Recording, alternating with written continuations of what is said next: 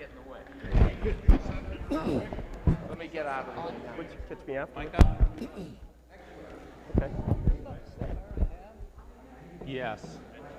Yes. Okay. Why don't we, since we're out here, we'll do a Pledge of Allegiance too, since, you know, that's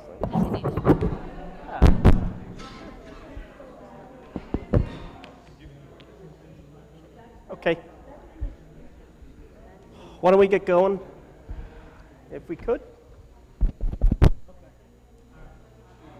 Calling to order the November 12th, 2015 meeting of the Stoughton High School Building Committee. And if we could, since we're out in the big room, why don't we Pledge of Allegiance as typical for this, if you all would stand. Pledge allegiance to the flag of the United States of America and to the republic for which it stands, one nation, under God, indivisible, with liberty and justice for all. Thank you all. For those of you who followed the meetings of the building committee, we leave the first part of the meeting open for public participation. And if I could, acknowledge one person who came here for that purpose, who's here and who's been instrumental in the project from the beginning. If I could recognize Senator Joyce.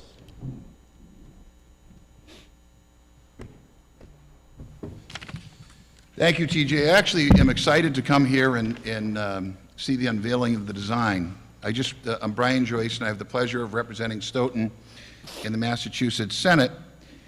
And it was about 2.5 years ago when, maybe 3, when Joyce Husseini and Deborah Savigny and TJ Recupero had reached out to seek our assistance in trying to get state school building assistance for a new Stoughton High School. And I am absolutely delighted to give that assistance, continue to give that assistance. I am very excited that the School Building Authority chose to move the Stoughton High School project up to the top 5 projects that were supported that year. And I think it was some 2 years ago in September when we were all here at Stoughton High School with the School Building Authority, showing them exactly the needs of this building with Principal Miller, with your superintendent, Rizzi, and others. And they saw the issues, they saw the need, and I'm delighted to tell you that if this project goes forward, and I sure hope it does, the state is prepared to contribute roughly $55 million toward a new Stoughton High School. Now, I have seen, first of all, thank you to all of the people who have volunteered their time and talent to serve on the school building committee. Joel, sitting next to you, was involved in a project in Milton as the project manager and owner's manager for Gilbane. And to have a person of his caliber and expertise volunteering his time in this committee is indeed very, very good for the town. But Joel saw how that project in Milton to get 6 new school buildings from the maybe 2001, I think we received approval. The last building I think was completed in 2007. It absolutely transformed that town. There were a lot of people concerned about the local cost.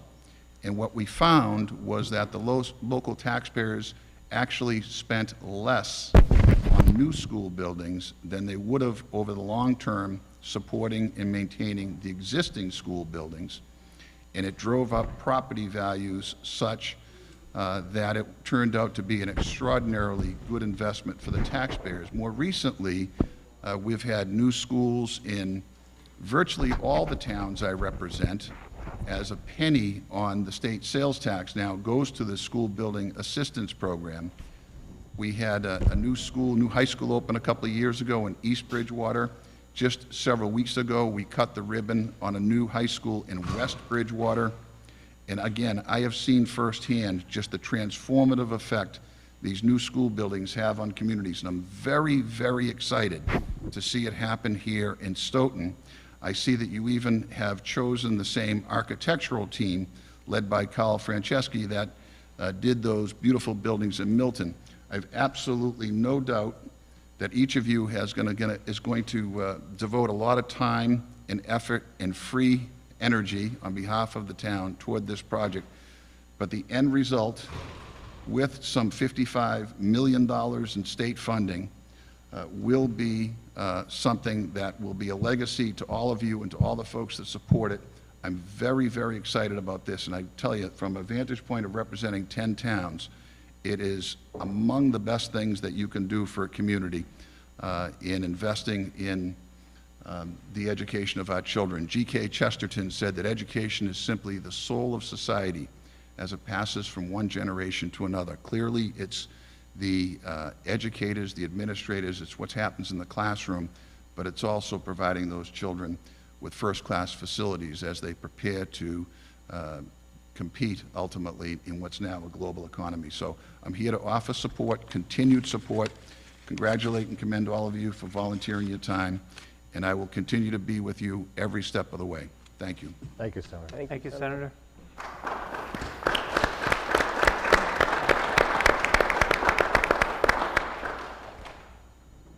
And as I mentioned at the start, this is for the portion of the meeting that we set aside for public participation. So if anybody else would like to address the committee, please feel free to come forward to the microphone. Ms. Walsh.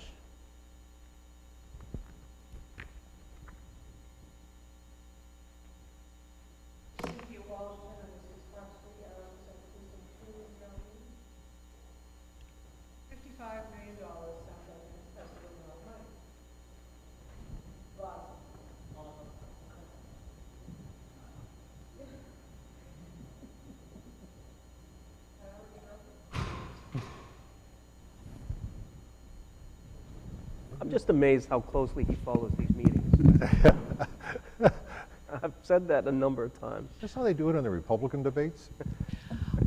Obviously, as a property owner, I'm much more interested in my share of the pie. And it's very important to me that we get what we think we're getting. It was concerning to me that I read in the newspaper, I did not come to your meeting, that the new auditorium, if there is a new auditorium, will be 75% of what we have now.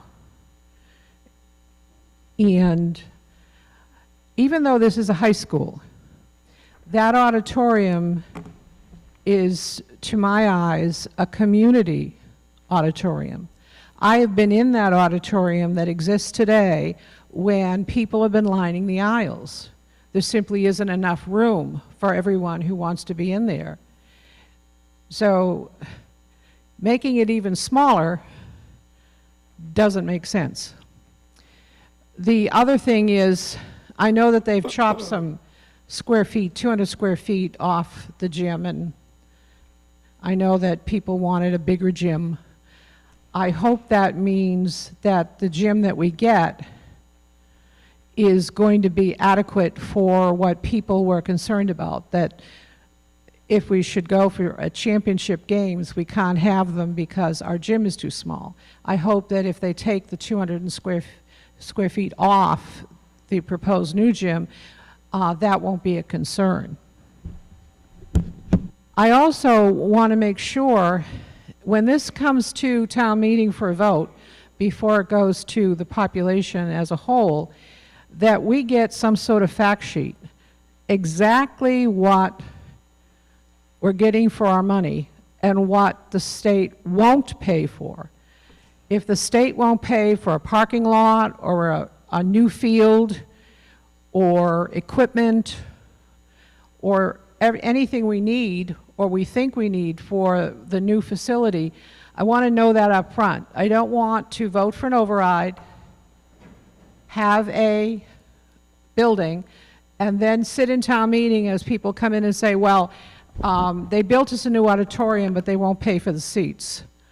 They won't pay for the new sidewalks. They won't pay for the new ball field. And then come back to the town for even more money. Whatever cost, whatever decision you make, there should be a final cost, a finite cost, not a high school plus. We need, the population, I think, needs to know the building and what's going to be around it. Everything, the furnishings, probably know, well, if you're old like me, years ago, Plymouth built a new high school. They couldn't open it for 2 years because they didn't have any money to furnish it or staff it. So we don't want to go for the pretty picture and not have what we think we're going to get in the end. Thank you. Thank you, Ms. Walsh. I just note that I suspect you'll get answers to all of your questions in the presentations by Compass and DRA in what follows tonight. Is there anybody else who wishes to address the, please come forward. Mr. Gito, please.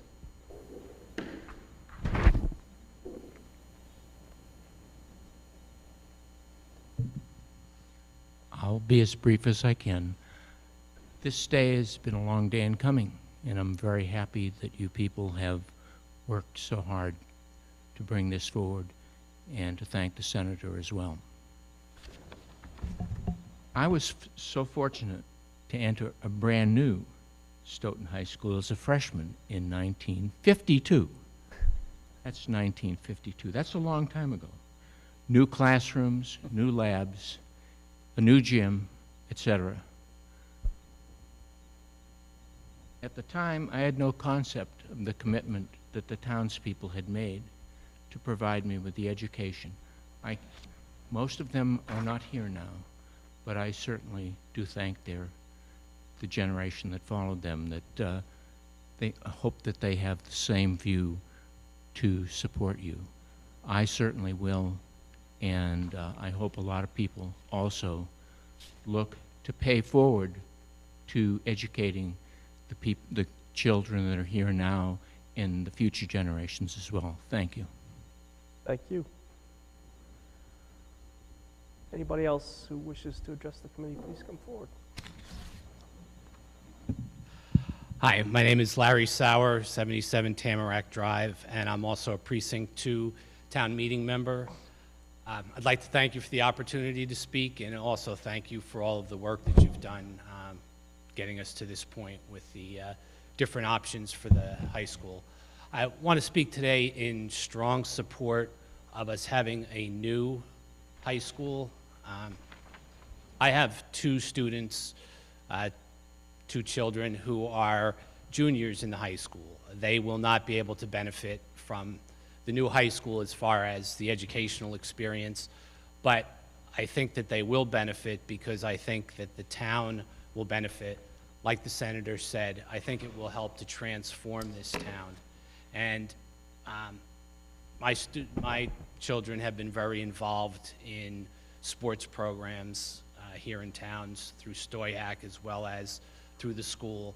And they travel around and we travel with them to the different schools, and you see what other towns have for schools. And there are some really beautiful buildings that I think enhance education for the students.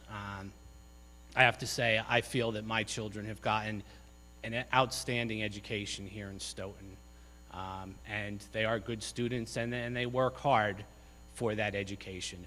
But there have also been days when they've had to wear their coats in the classroom because the classrooms were freezing, or they've been extremely hot classrooms.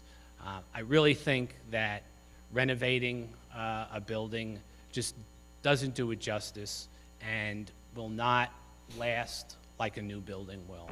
And again, I think it will transform the town, it will improve property values, and I just once again want to say I'm in support of a new high school for the town. Thank you. Thank you. Anybody else? Please come forward, please. Good evening. My name is Elise Lamott, and I have a daughter who's in the middle school right now.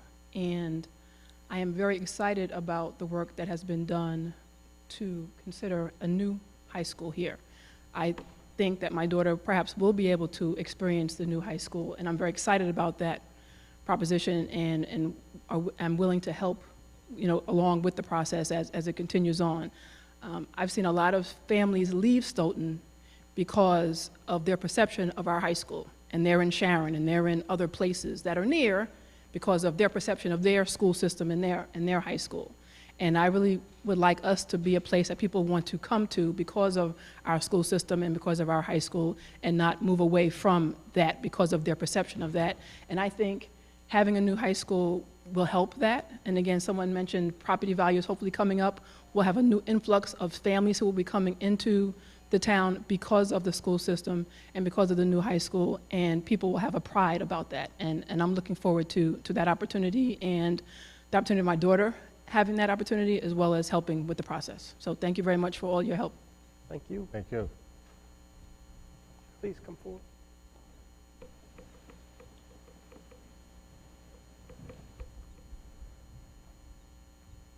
Hi, Chris Shannon, 1085 Park Street. I have 2 children in South Elementary School and have been a strong supporter of the school and the PTO. I'd like to echo what the previous speaker said. I do know of families that have moved out of Stoughton because of their perception of the schools. I also know, since this process has started several years ago, that some families have relocated within Stoughton, anticipating a new high school. And there are quite a few families in flux because of employment changes that either afford opportunities to go to perhaps what is perceived as a better educational system in a different town, or the need to downsize a home because of unemployment.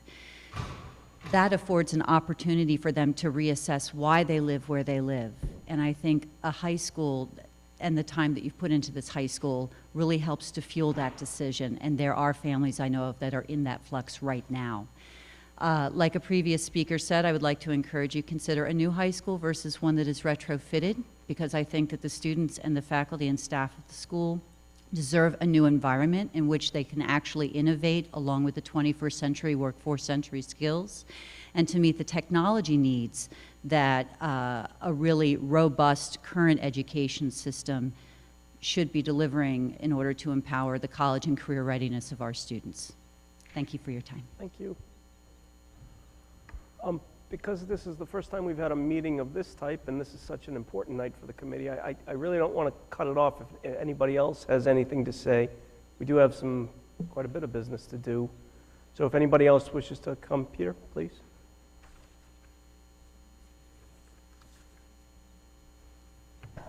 Good evening. Peter Ventresco, 587 Kent Street. Sure. I'd like to thank all you people for a lot of hours and hard work you put in to get here tonight. But I have a few questions, and I don't know if you discussed a plan A or B, remodeling or all new school, or part of the building remodeled and the other half new. But the question is, how much is this going to cost the taxpayer per year on their taxes? Oh, Well, I promise we'll get into that. huh? I promise that's actually one of the prime reasons we're here tonight, is to find out the cost. Oh, you don't know the cost yet? Well, we do. We're going to hear a presentation on it. Oh, maybe you should have had that all done ahead of time, then. No. Okay. Well, All right, I mean, the other question I have is, we'll get there, Peter. a lot of elderly today having a tough time getting along. In a lot of states, when they build new schools, I think Georgia is one of them, the elderly exempt on their taxes for the new schools or the new municipal buildings. They just pay the regular property tax. So maybe that's something you should look into here. And a new school's a good idea, but does it really change what goes on inside? Is the quality of education going to be better for the new school? I don't think so. Thank you. Thank you, Peter. Anyone else? Ms. Sovany?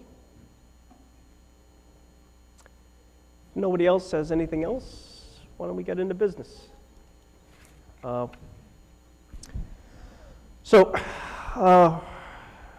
I could pass this off to Compass, who will likely pass this off to DRA, Dominic or Tim? Well, we're going to start with Carl Franceschi, who is the architect for DRA, is going to do basically a PowerPoint presentation. And we're going to talk first about the final 4 design options and look at the qualitative factors. Then we'll get into the quantitative factors, the actual costs, and go through the pros and cons of each option. So, Carl. And those, can I interrupt for 1 sec? For those watching, both in the audience and home, Dominic Taberi and Tim Bonfatti of Compass Project Management, and Carl Franceschi of DRA, the project architect, and Scott Wooden, who I don't see here, also has worked on this. So, just by way of introduction. So, Thank you. Okay. What I have to share tonight is basically the plans that you've seen previously. We have updated the evaluation chart, the matrix, and we've also added some 3-dimensional massing models of the 2 new construction options, so you can see them in a little more detail. So I'll go through fairly quickly because, as I said, you've seen most all of this before, and I'll share the 3-dimensional models with you. I'm sorry, my back's to some of the audience members. I have to be able to run the computer and explain the slides at the same time. Obviously, we're down to 4 options again, as we've said, 2 addition renovations, 2 new construction labeled B2 and B3 for the addition renovations, C1A and C2A for the new options. And just quickly to go through them again, B2 was the option that, remember in the addition renovations, there were a couple parts of the existing building that even under the sort of extreme of trying to renovate the maximum amount of the existing building, the existing gym was insufficient, the existing A building was just not appropriate to continue on, and so this option keeps the portions of the building. Let me stand here. Carl, do you want me to do that? yeah, anybody in the audience who can't see, feel free to come forward. I think what we're trying to do is get it on television as well as the to camera over audience. there. So I think I can switch them from feel here, free but to come forward and in this option, basically, there's a new addition on the parking lot at the auditorium side of the building, another new addition that on the gymnasium and A building side of the building, and then the existing classroom wings, auditorium, cafeteria get renovated.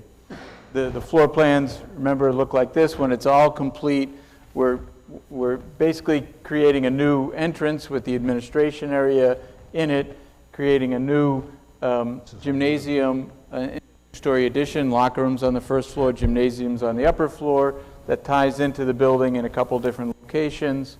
And then the classroom wings get renovated. We try to introduce some of those breakout areas that were part of the educational program, try to organize the school as close as we can to the educational vision. It's a little bit challenging within the existing wings, as we've said before. Also, part of the construction consists of new science labs, because again, those are portions of the existing building that are significantly smaller and under-equipped compared to today's standards. So moving through the building, and the gym on the second level with a new lobby, and that lobby entrance would serve both the auditorium and the gym.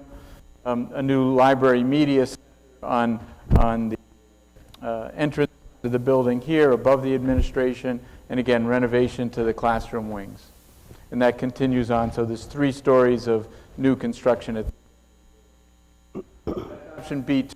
We've looked at the phasing, as we've talked about. We communicated all this to the cost estimators so they understood the phasing. We estimate this option would take at least 3 school years, probably, and months before and after, so a total of about 40 months here.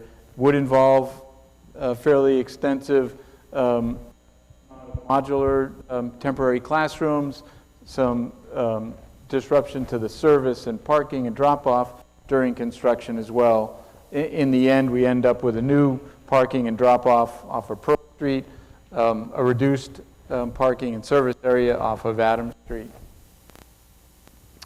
The second option, remember, now goes a little bit further than B2 by eliminating one of the classroom wings and putting the gym in that location and building a new classroom wing on the current parking lot off of. this. We're saving just the cafeteria auditorium in one classroom wing. Then there's a whole new L-shaped piece of new construction on Pearl Street, and a classroom wing organized in clusters off of Adams Street. The floor plans look like this. Those classrooms now you can see are more closely, they're organized in clusters more closely reflecting the educational plan, tying into the existing building in a couple locations. On the front side of Pearl Street, a two-story addition of locker rooms on the lower level. There'd be some here this because of the way the site slopes, remember? And then again, building new administration area, new science labs off of Pearl Street side, a new main entrance. You can see the gymnasium now in the center of the building, with a new public entrance that serves both the auditorium and the gym.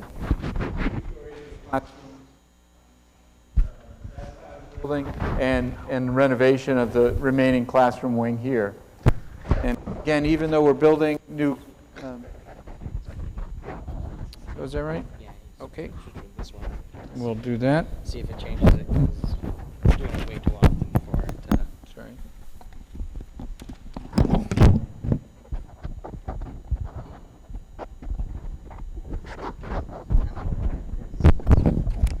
We'll continue. Hopefully you can still hear me. I was saying, even though we're building new classrooms, and that would be the first phase, this option still needs some temporary classrooms, some modulars as well there, just because of the amount that are being demolished.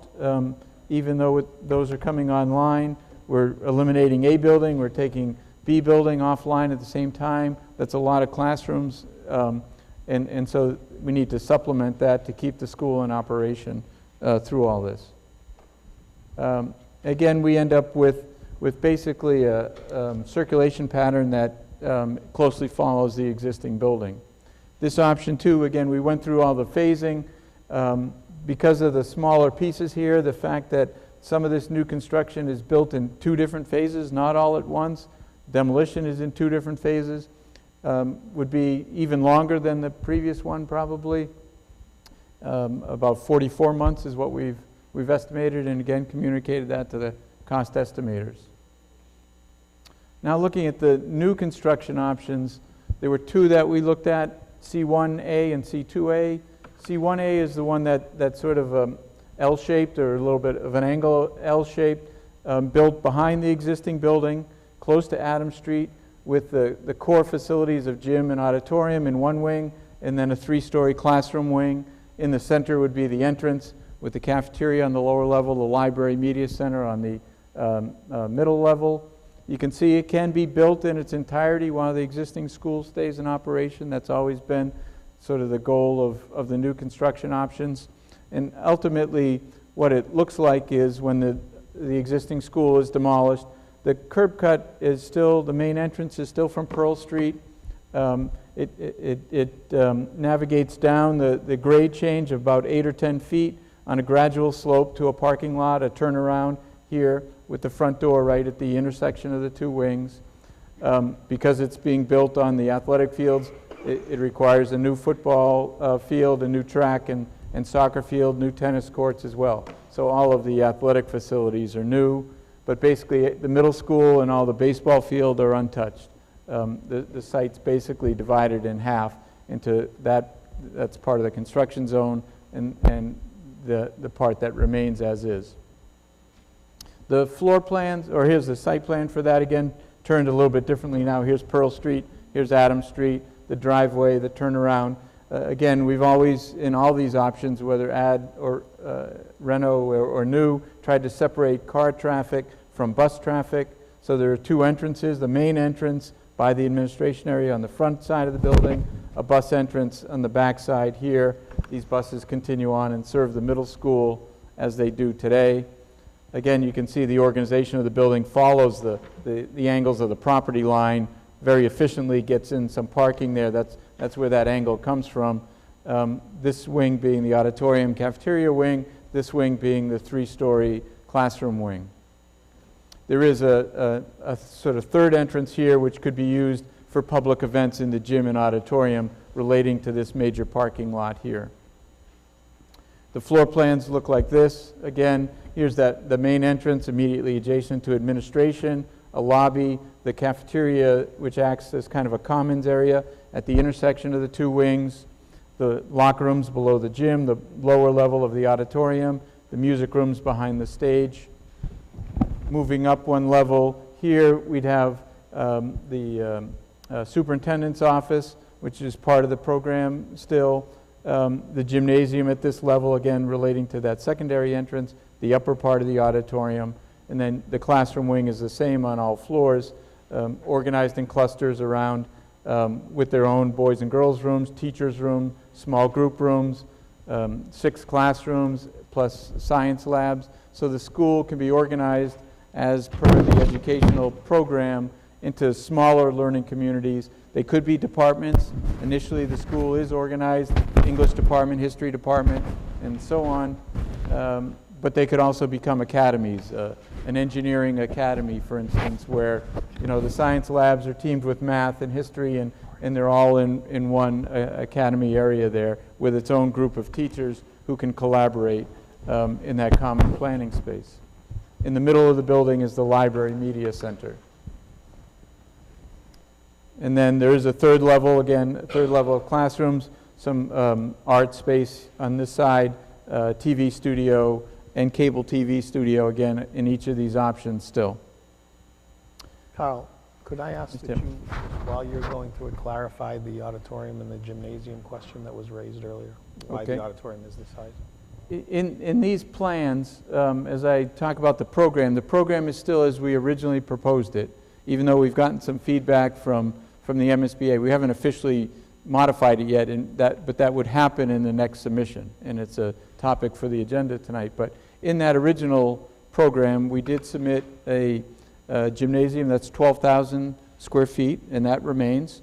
That is the MSBA guideline. The current gym is, I think, less than 8,000 square feet, something like 7,200. So significantly larger gym here, 12,000 feet. The auditorium is planned in these plans for 1,065 seats, which is the planned enrollment of the school. They have commented on that at the state level, saying we expect that to be modified when we make our next submission, back to no more than the maximum of 750 seats. And currently in the plans, as I said, is the superintendent's office at about 5,000 square feet, cable TV studio shared with the high school's TV studio of about 3,500 square feet. So that is in the planning, that is in the cost estimates that we're sharing with you tonight. So here's the second new construction option, C2A. Again, you can see where it's positioned on the site behind the existing high school. It's in a courtyard configuration there, but built entirely free of the existing high school. In this case, it doesn't encroach on the existing parking area off of Adams Street, though it does sit on the athletic fields again. And so obviously, when the existing school comes down, once again, we build a new track and soccer field, new football field, new driveway, and then new tennis courts on what is currently the parking lot. You can see the building is organized here a little more compactly as a courtyard, 3-story, again, with classroom wing on one side, core facilities on the other side, gymnasium, auditorium, with a linear lobby in the center with the administration guidance, library and cafeteria in the heart of the school, in the center of the school there, adjacent to the courtyard. Again, these are just massing models too. We obviously have a whole nother design phase ahead of us, but these are to help you visualize, and I'll show you it 3-dimensionally as well.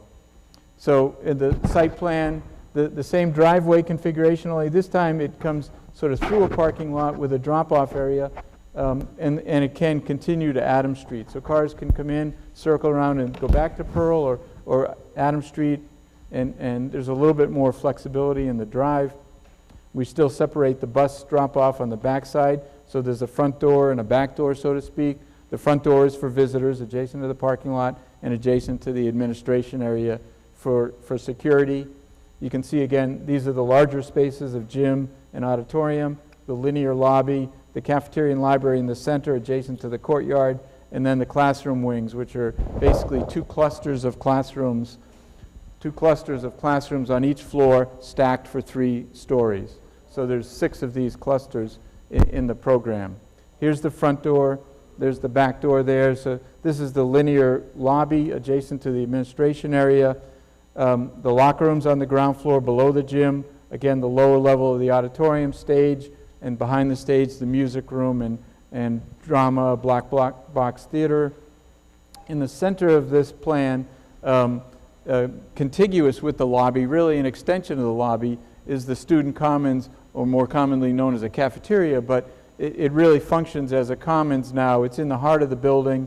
In the circulation paths, there is a dedicated kitchen and servery, obviously, adjacent to it, but it acts as not just a lunchroom. It acts as a pre-function area for events in the gym or in the auditorium, and it acts as a before school, after school, during school space that can be used for other activities as well. And again, you can see the organization now. This is the same in both new construction options, but classrooms wrapping around an open collaborative space, teachers' rooms in the center. Each of these clusters has their own science rooms, their own boys and girls rooms there, and they have sort of a neighborhood feel to them off of the main street. So it gives a lot of flexibility both for now and in the future. Moving up through the building, again, that lobby space will be a multi-level space. On the second floor, again in the center, is the library, media center, sometimes known in 21st century education as a learning commons. There are fewer books, more computers, more spaces for kids with laptops and iPads to sit and access information and so forth. And again, it's relatively close to the classrooms now and accessible. And you can envision how this might be used and how it might evolve in the future as well. It is designed so it could be enclosed to give that flexibility, but it could also be opened up and again be part of the circulation space of students passing through there on a daily basis. Now at this level, there's an upper lobby because you can get both into the auditorium or into the gym here. And so you'd come up the stairs from either side, either entrance, and the large gymnasiums here now. Again, 12,000 square feet, bleachers on both sides, could be subdivided with a curtain into 2 full-size courts, cross courts.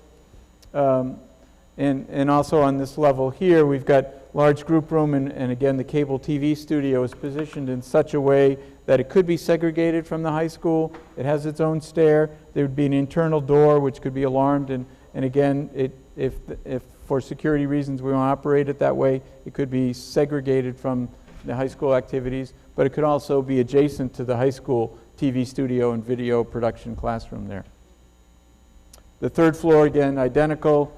Now, and the third floor is in this option where the superintendent's office is located, immediately adjacent to an elevator and a stair here at kind of one end of the building on the third floor plan. On this level, the art rooms are on the upper level here. Otherwise, the classroom clusters are identical. So I want to switch programs and get to the three-dimensional view here. Let me do that right here, because I can manipulate this now. It's live. So you can see again, I can rotate this a little bit. It's fairly close here between the new construction and the existing building. There is a reasonable separation. It might be as close as 30 or 40 feet there. It'll be separated by a construction fence, but clearly can be constructed in one phase while the existing school stays in operation. And then just to look at it down at eye level 2, this is the entrance from Pearl Street coming in. There's that tree that we'd love to save. It's a nice, I think it's a beech tree right off Pearl Street, very old, but right at that corner. And then you can sort of appreciate the grade change here is fairly gradual down to the front entrance coming down. So as we move in. So these cars would be parent drop-off on the front side of the building. And the other thing, again, this is just a massing model, but we have shown how that center lobby space would probably have a fair amount of glass into it to get light into the building. May even have one of those translucent roofs. It's cowl wall, fairly economical material, but it allows light to get into the center of the building to illuminate both the ground floor, the second floor where the library is. And you can see the courtyard here as well. On the first floor is the cafeteria, on the second floor is the library in that courtyard. The gymnasium here on this corner, the auditorium obviously in the center. If we rotate around here, you'll see there's the bus entrance on the back side. And there's the, the secondary entrance from the bus side, and from the parking on this side of the site goes into that same lobby, might have that same kind of glass expression. Otherwise, the remainder of the building can be fairly straightforward in terms of exterior materials, and kind of the real heart of the school is where there might be some architectural expression that reflects the importance that it has as kind of the center of the school there. So that's kind of a three-dimensional view here, looking at it. You can appreciate too the grade change that goes on back here in order to create this plateau for the track and the soccer field. It's fairly high above the middle school. Here's the middle school right there. We're on Cushing Street right now, looking at it. If I zoom in a little bit right there. So this is where the buses would come through from the high school down to the middle school. Again, there's a grade change of another 6 or 8 feet between the two. The area where the high school would sit would be roughly flat, throughout the football field and track. But from Pearl Street down to Cushing Street, there's a grade change of about 14 feet that needs to be accommodated there. And as this shows, you can sort of see in the aerial photograph, everything to the left there is untouched.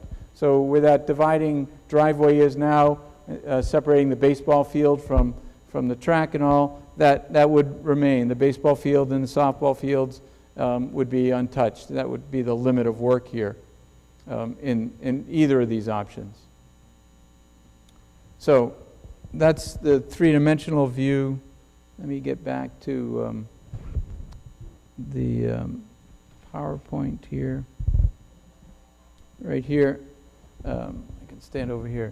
So we've updated the evaluation matrix. I think you all have a copy of that. I think Tim and Dom want to talk a little bit more about the important, cost line here. We've already kind of taken a stab at rating that. But given what we've gone through and what we've discussed in the past and the costs that have come in, really there's as we anticipated, there was very little difference between ultimately, say, the B2 option and the two new options in terms of cost. That's why we've graded them kind of neutral here. And given that fact, I think it's clear, at least to us, in our minds, that the C2A is the best value for Stoughton. You can see that, it has many more green. Bright green is the best score, red is the worst score in these various criteria that were set up. First of all, the two new options, I think, clearly are preferable to the two addition renovation options, but also between these two, I think the C2A option, again, starting with the educational plan fit, some of the flexibility it provides, the compactness of the footprint, the traffic flow, the little less disruption in terms of even the construction sequence of it, seems to add up to be the preferred option. Obviously, that's for you all to decide and to vote on. And I think, again, it was important that we do this exercise to price out at least 4 options. We did get some feedback now, and we shared with you the spreadsheet. You may not be able to see all these numbers, but this is a total project cost spreadsheet. So it does include not just the hard cost of construction, but all the soft costs, all the furniture, all the fees, all the contingencies related to that. But the important thing to understand, we're not establishing the total budget for the project just yet. This is really done for comparison purposes. And as you can see from comparison, you know, the addition renovation, the cost to Stoughton is somewhere just under 71 million. The cost for new construction is just over 71 million. And using the sort of political polling, that's kind of within the margin of error these days. They're virtually indistinguishable. And given that, new construction is a significantly better value, we think, for the community. So, I don't know if you want to elaborate on that, Tim or Tom? I would only reiterate, as Carl mentioned, that this is not the budget. It is an attempt to project. We're still at a very concept level. So in coming up with these numbers, what we tried to do was anticipate how the MSBA would look at certain cost categories. The budget for this project actually will be formed in March and April of next year, prior to the town vote. Having said that, what we did try to do was to be reasonably conservative. We expect that the budget would be either equal or less than these in terms of contribution, but it isn't intended to be the actual budget for the project, so it's really just intended to give an order of magnitude of what the town share would be for it. I think, as has been pointed out, also just to clarify, and it's not really a significant difference to this, but the feasibility study money, which we have to include when we do our Form 3011 to the MSBA, the actual budget, but that has obviously been appropriated by the town, so that would, that would have some impact on that bottom line as well, the $1 million feasibility study. So that's all I had on the cost analysis. I don't, if you wanted to go through more, or Next is just the schedule as to where we are. We're still on the same schedule here. We are still on the schedule. Tonight, as you know, is important for us to arrive at a preferred option so that we can be on schedule with the December 2nd submission to the MSBA. So this part of the meeting we had set aside as a time for the committee to discuss the information that's been presented, ask questions, and obviously at some point arrive at a preferred option. So with that, I think I'd turn it over to you, TJ. Thank you, Tim. So from the committee on the comparative cost analysis, questions? Joel, I know you had.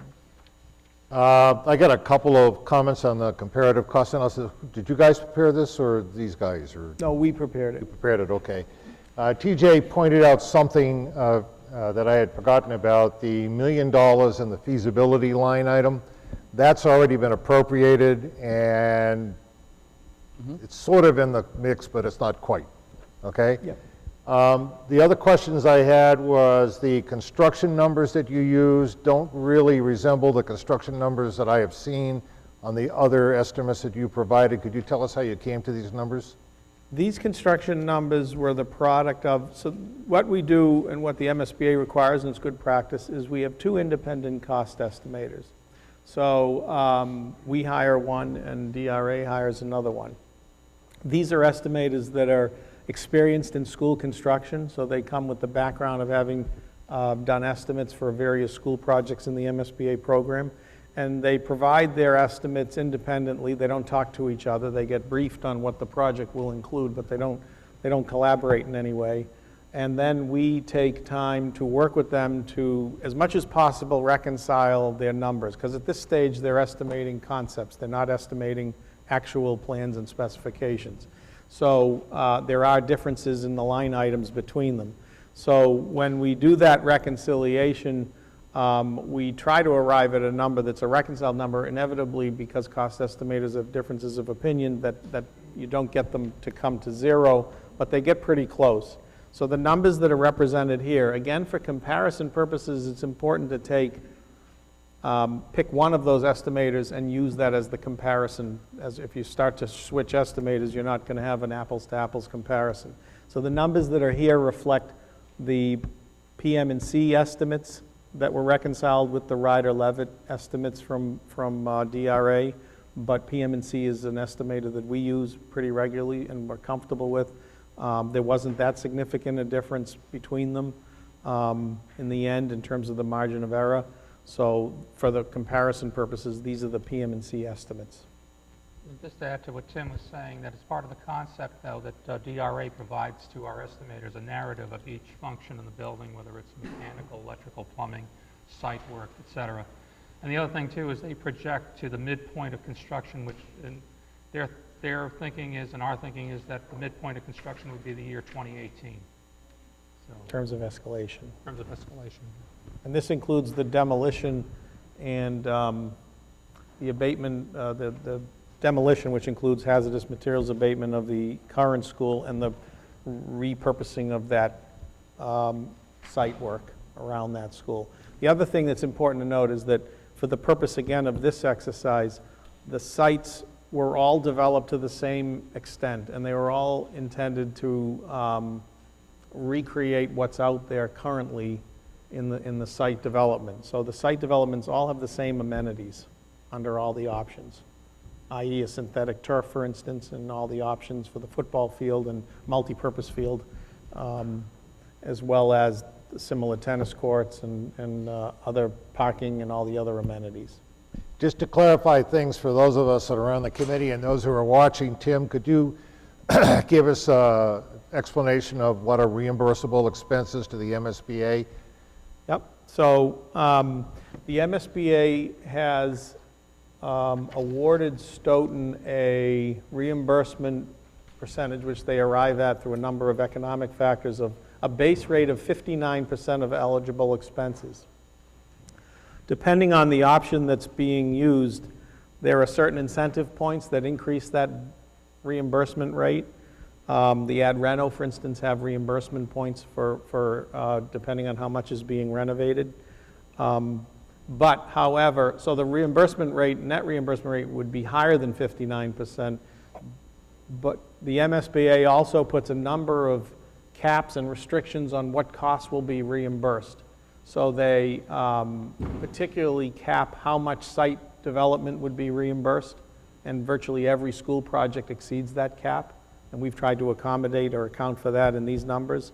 They also cap the dollar per square foot for the school cost, and again, we've tried to accommodate that. So that's why the actual reimbursement you see here doesn't match what you may have heard about in terms of Stoughton's base reimbursement, because there are a number of costs which on every project in the MSBA program are not reimbursable, and that's the case here as well. That's basically where we are with reimbursement, but the reimbursement really gets worked out with them in the next phase, where we meet it with the staff and actually go through in much greater detail what that will be. Tim, could you also explain the difference between the construction contingency and the owner's contingency? Sure. So the construction contingency is the contingency that every project has that relates to changes that occur during construction. So whether those, typically every project has a certain amount of change orders, and we try to project how many of those, how much, what would be a good contingency for those change orders. So in the ad reno options, for instance, the contingency would be more significant because of the unforeseen conditions of renovation that tend to get created. The owner's contingency is intended to pick up basically everything else that isn't a construction change order. So whether if other budgets need an increase for some reason, there are other miscellaneous budgets, as Carl had mentioned, there's furniture and equipment, those would be picked up in that contingency. My understanding on the owner's contingency, if, for example, you bid a project and it comes in a little bit over budget, you can dip into the owner's contingency to pick up the difference. Yes. Okay. Not reimbursable, but yes, yeah. Yes, but it's there. Yeah. Okay, fine. Okay. I have comments, but other than that, my questions are done. Anyone else questions? Those are very good questions. Does anyone have any further? Good, they're good. Understand that. Any other questions from the committee? Hearing none. Oh, yeah, I'm sorry, I did, it's been pointed out, these budgets include the swing space and modular classrooms that would be required under the ad reno options.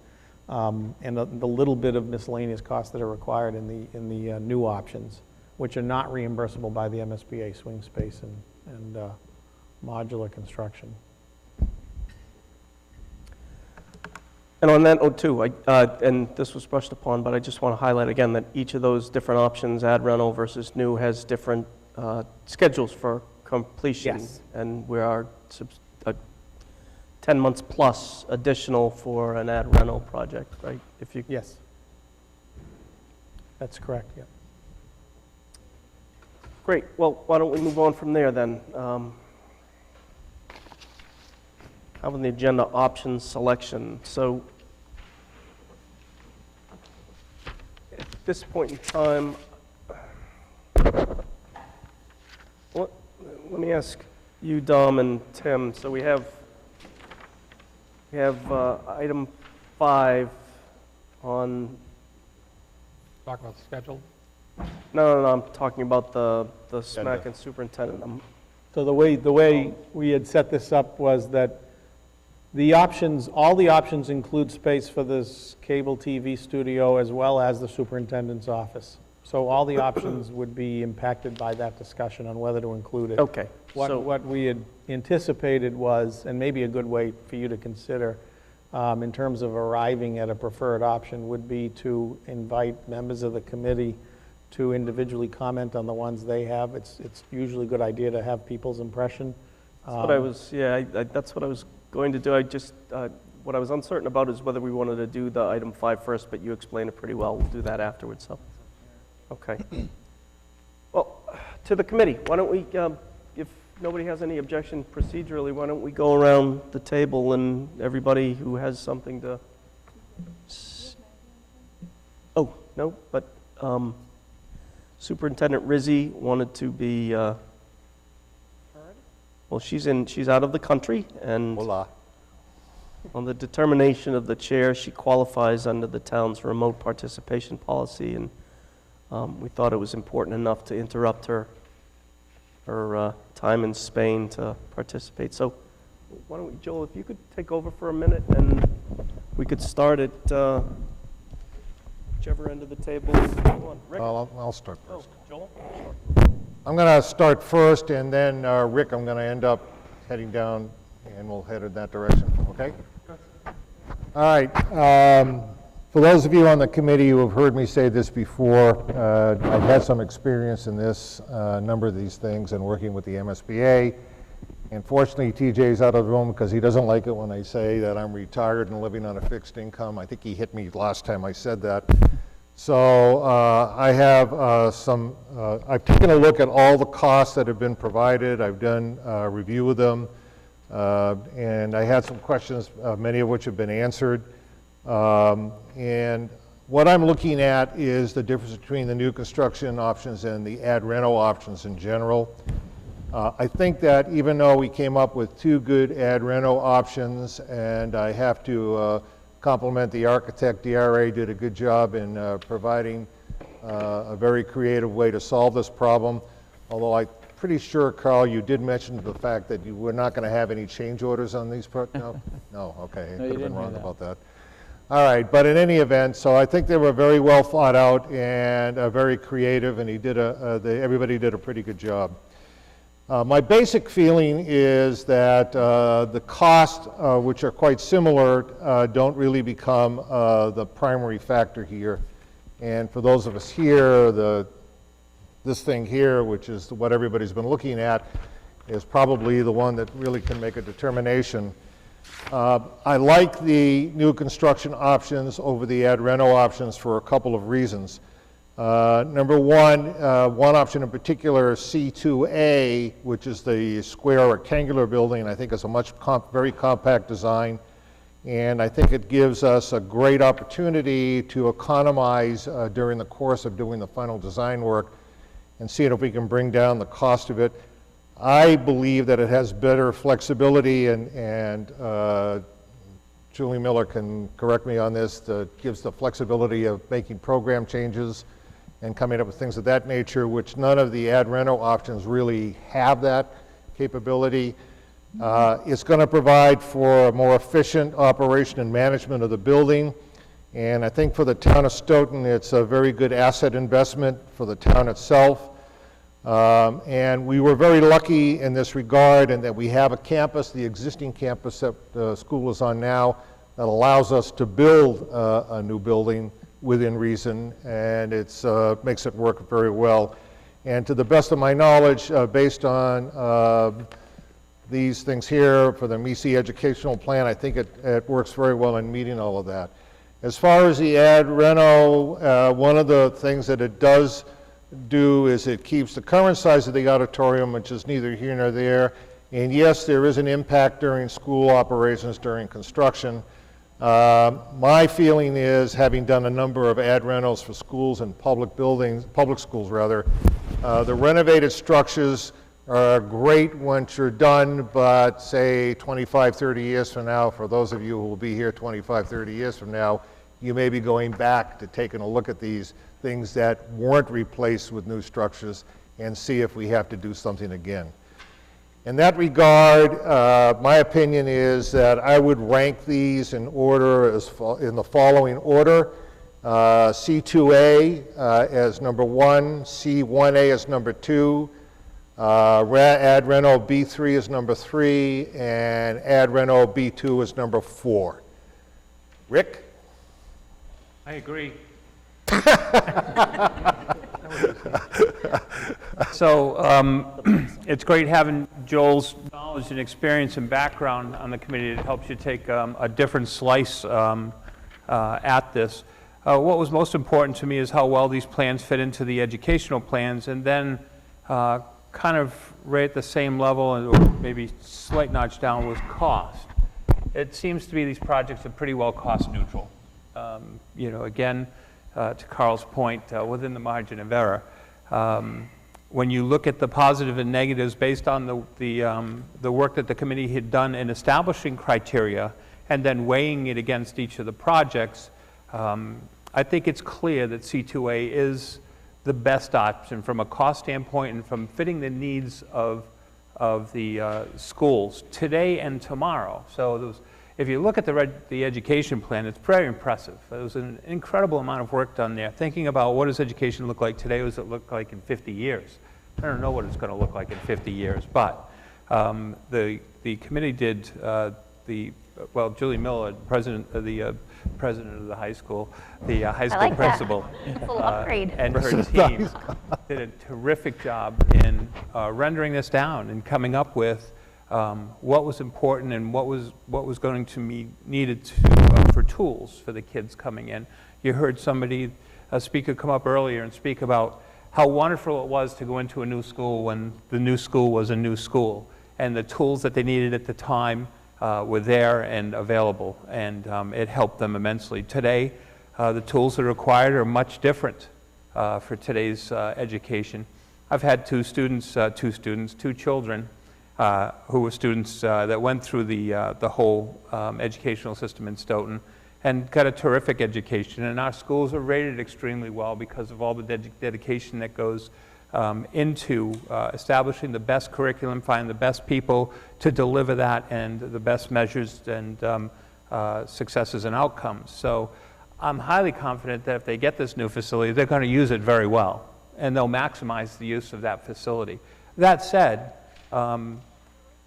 renovating didn't make any sense to me. Why would I want to spend $120+ million on a renovated building versus $120 million on a new building?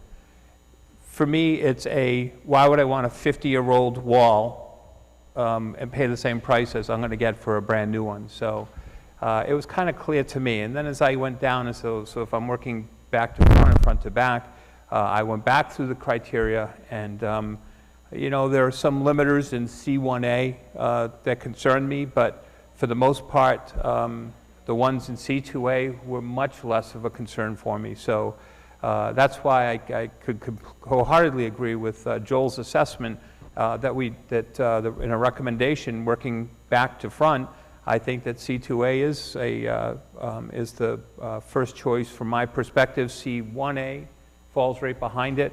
I don't think B3 and B2 are really options at this point just because they're renovations, but if I had to rank them, it'd be 4, 3, 2, 1. Thank you, Mr. Chair. I'm Maureen Doherty. For those people who don't know me, I sit on this as the procurement officer, the MCPPO.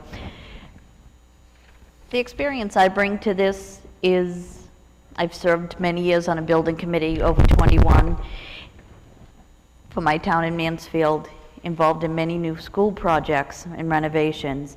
We did our school projects in Mansfield in the mid-90s. We loved them, we were happy, they brought great things to the town of Mansfield, and I hope that Stoughton has the same opportunity that we did. However, we did most of ours as renovation. We did a joint school. It was a core school with 2 wings off of it. All being said and done, here it is 20 some odd years later. My children have gone through all of their educational career with construction in every one of their schools, and they did lose out on some things. But we just got, about a month ago, a $17 million estimate for the renovations, repairs on those schools that we renovated. So in my mind, that said to me that even though we're told it's going to be like new, I just think a renovated project 20 years out, you'll be coming and having to make some repairs to the facades or other pieces of the envelope and core of the building that might not just be holding up with wear and tear.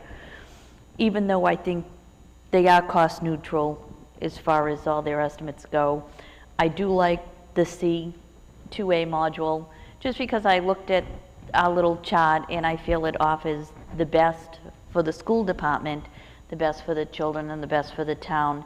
And I do agree with Joel that I think that there are opportunities that maybe you could look at that with its compact building. And I also think it might have the least impact on the abutters, where the other buildings seem to be closer, the other new buildings seem to be a little closer to the abutters. They do have a nice view out their windows now, and I think this will help them just a little more on easing the impact it's going to have on them. So that being said, I would say C2A would be my first choice, and I would go right down the line as well.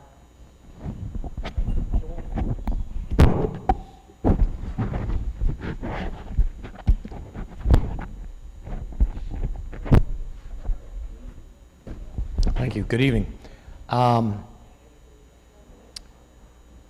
Again, reviewing what we've discussed tonight, the main concern of mine is the educational plan, how any one of these options fit the educational plan that was developed. And anybody that's here tonight or listening, if you haven't had a chance to look at the educational plan that was put together by the superintendent, by the high school principal, I ask you to go out and find that and review it. It's a fantastic document. Having said that, it's fairly easy to look across and determine which of the options best meet our educational plan that's been put together.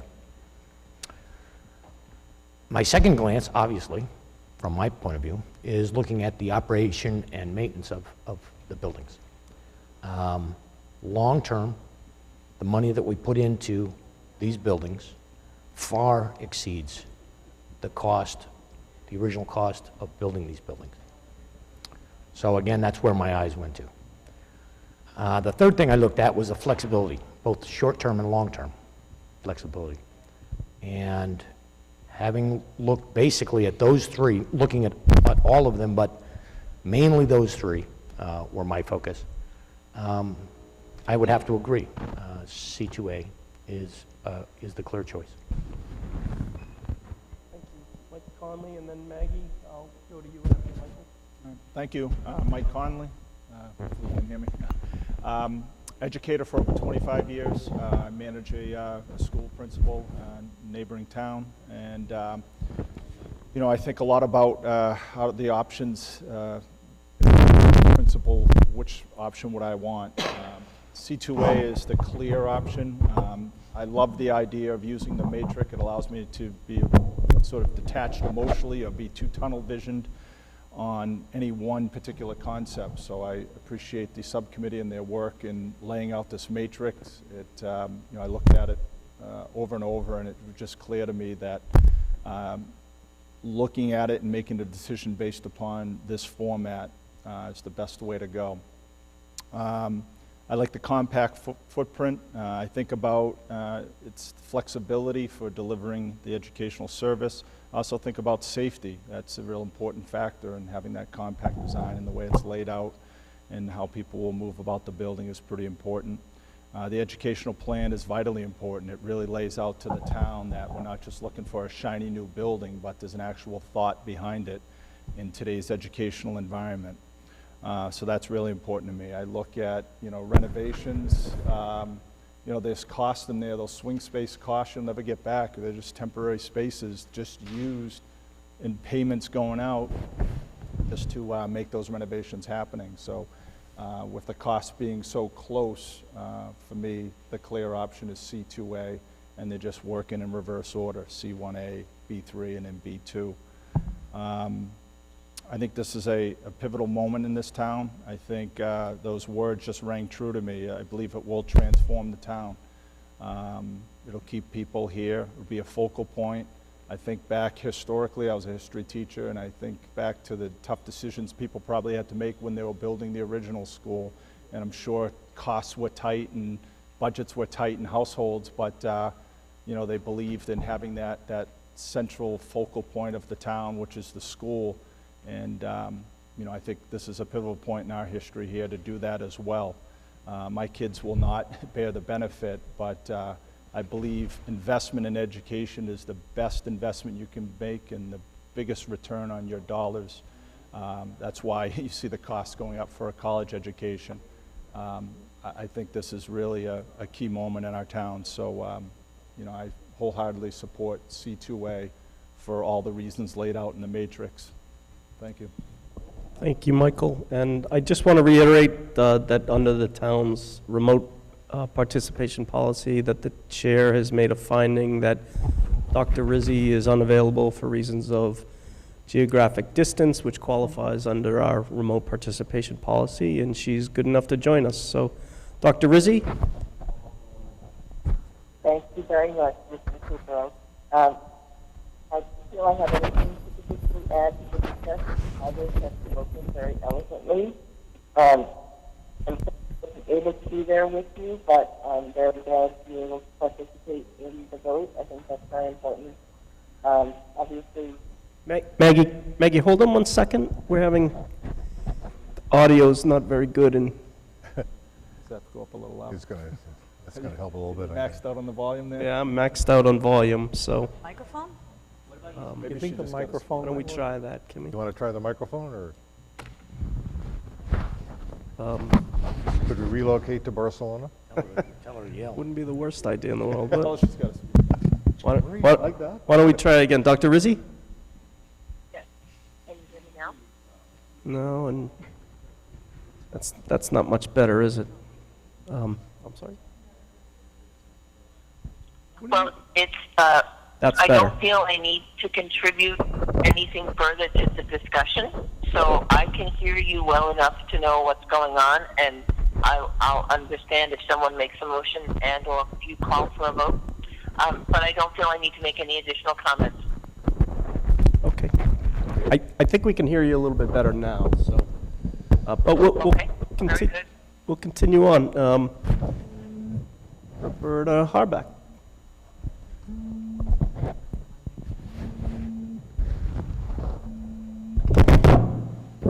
Hi, I'm Roberta Harback. I'm a resident of Stoughton. My mother graduated from Stoughton High. I graduated from Stoughton High. And I was on the Southeastern Regional School Committee for 6 years, and I worked on the MSBA project there. That's why I'm part of this committee. Sadly, I really wanted B2. I really wanted an ad renovation. I really thought it would be cost-effective to the school. I thought we could save the town a little bit of money. As a taxpayer, I hated to bear any more burden of this tax on my fellow taxpayers.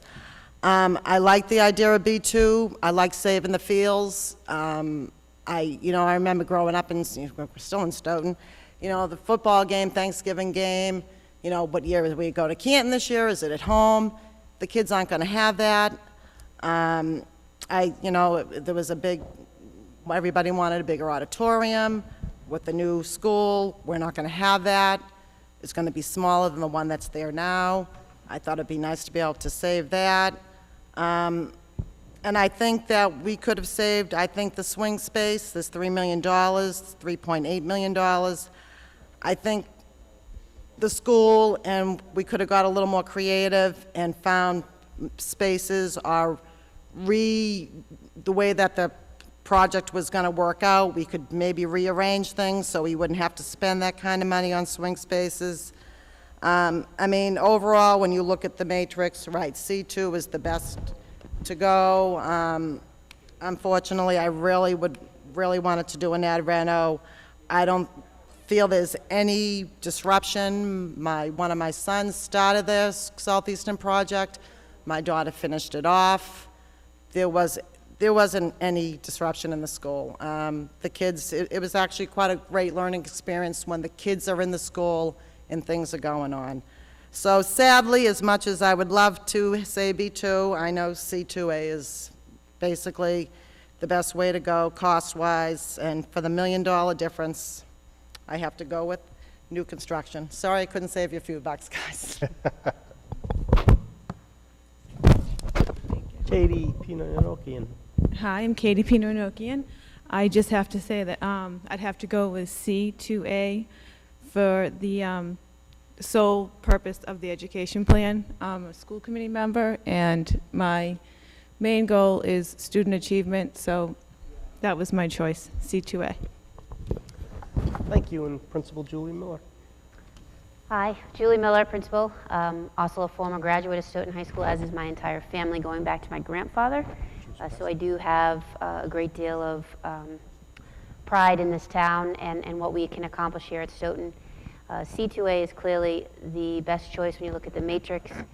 It also meets our educational plan much more with fidelity than the other options, and that educational plan was developed over the past 3 years. Although the writing took place recently, it's the compilation of all the conversations and meetings from department heads and directors and students and faculty and community members and parents, and that all feeds into that document, and it is the vision of this high school and what we want to accomplish.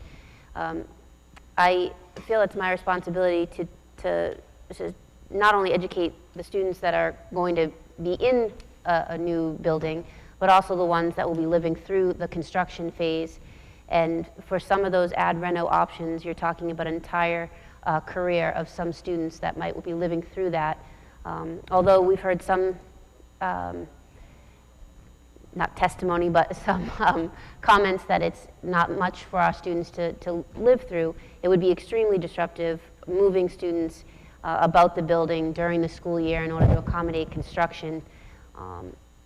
And I just feel that that would be an injustice to that generation of students having to live through that kind of addition and renovation project.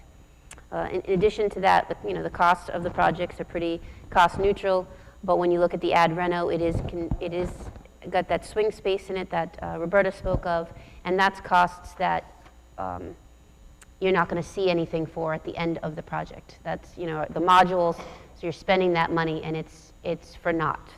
You don't get anything for that. So I clearly would put C2A top and then C1A second, and I would have a hard time even putting the ad renovations on the table.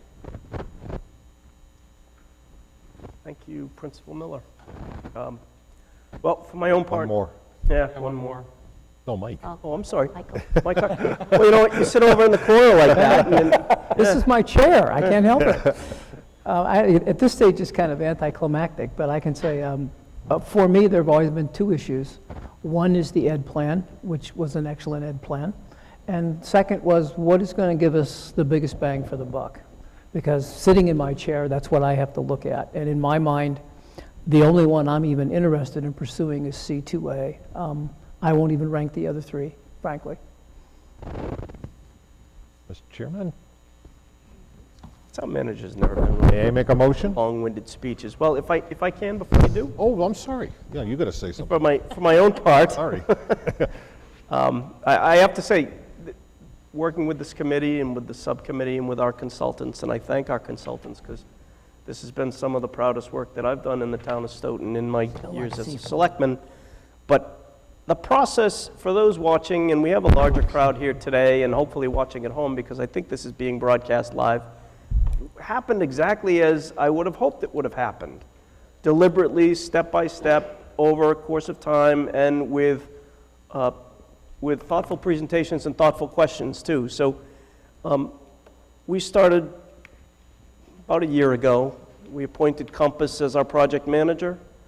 And then a few months later, we, with the MSBA driving the process, we selected DRA as our project architect, and I couldn't be happier with those choices because from there, what we did was we focused on site selection. We looked at every parcel that would qualify as a site appropriate for a high school in this town, including the site where the existing high school is, of course. And then after we worked on that, then we looked at how we would configure several options of both addition renovation and new construction on the best of the sites available in town. And we had 4 ad reno and 4 new schools. And then we winnowed that down to these last 4. And the matrix that you see, actually you see at home probably on the screen better than those here, was part of, again, a very deliberate and thoughtful process where we organized things. And I remember the discussions we had about, I would have put aesthetics way up the top, and then I would listen to Joel say how, you don't understand what it costs to maintain a high school and the consideration that you have to give to something like that. So that was bumped up. And then Julie would say how, do you understand we're going to lose a whole generation of students, and an extra year on the construction is something to consider. So all these things that I wouldn't have considered, and everybody on this committee comes from a different discipline and adds something to it. Michael Conley, a principal of his own right in a different town and a resident of this town who pays taxes in this town, had a unique perspective. And I didn't know him before this process, but I was thankful that I did. And everybody along the way who added something, I think, made this just one of the most thoughtful products that I've seen this town produce in my 3 years as a selectman. And from that, I remember speaking with Dom and Tim way back, this was before we had the architect, and we were talking at cost at that time, and we were in broad terms, we were saying, geez, this is going to cost us X amount, and I'd really love to find out what it would cost to renovate what we have versus what it would be to build new, and their point at that time was the decision almost makes itself. Is that when you go through this deliberative process and all these criteria, reach a result that is almost is so clear that it almost makes itself. And when we put such high priority on the educational plan, which Principal Miller put together and which was so comprehensive, and when it came out, our consultants said that this was the best first draft of a educational plan that they had ever seen. And in the end, it went from, I think, 30 plus pages to 50 pages. And one of the emphasis in there is a music program and performing arts, because we identified that's one of the things that years ago the schools put a lot of emphasis in, to our credit. And our band, which was just at Veterans Day yesterday, performed, and I was remarking that I have occasions to see other bands. I've been at a lot of high school football games lately, and ours is far and away better than any other. So putting an emphasis on things like that seemed to make sense. And then to actually see the designs when they came out, like some of the things in the C2A design I'm really excited about. The open spaces, the common areas, or the commons, I should say. So I don't want to belabor the point, and I don't want to monopolize the discussion when the decision seems to be in this committee rising through everything. But C2A was the clear choice. C1A, when these first came out, I thought was visually the one that appealed to me most, actually. But then, we talked about things on the linear design didn't really fit our educational plan as squarely as C2A. They were close, but there were other considerations, and C2A just again, it became clear. And in the process, we got these, the cost analysis last, which wasn't anything that was whipped together quickly. It was two independent cost estimators who both came up with independent costs and present them to us in what was, I think, an agreed upon amount for each of the options. And all of the four being roughly equivalent. There's not the disparate cost between ad reno and new, and in that case, again, it just seems so clear. So C2A, and again, I would rank them as I heard most people rank them also, C2A, C1A, and the ad renos on down. And I should note also, again, I don't want to talk too much, but when we decided that we were going to narrow the list down to two, so the majority of the committee, when we took the vote, added B2A, the two ad reno options that we added in were chosen deliberately so that we could look at different diverse ad reno projects. One has quite a bit more reno and one has quite a bit more ad, if I can put it that way. So we looked at the entire scale. Repairing what we have is not an option. The ad renos are equivalent in cost to building new, and they don't meet our educational criteria or any of the other criteria squarely that we said was priority. So in that case, again, C2A, C1A, B3, and B2 in that order. Joel Harding. Could I just ask somebody to speak to the base repair? We've got it up there. No one's spoken to it. We did get, we have to look at what's called the base repair option, which basically is a option that simply repairs what's wrong with the school currently. It doesn't even look at the ed plan or try to accommodate the ed plan. It doesn't move walls, so the classrooms would stay the same.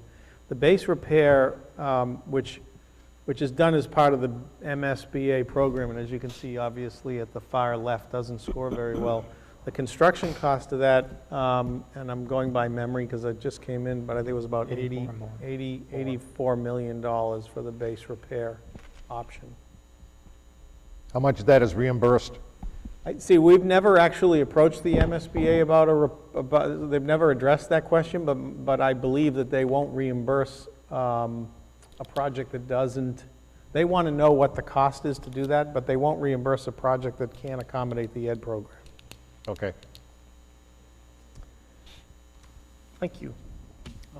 Any other questions from the committee? And if not, I'd entertain a motion. I'll make a motion. Joel Walk.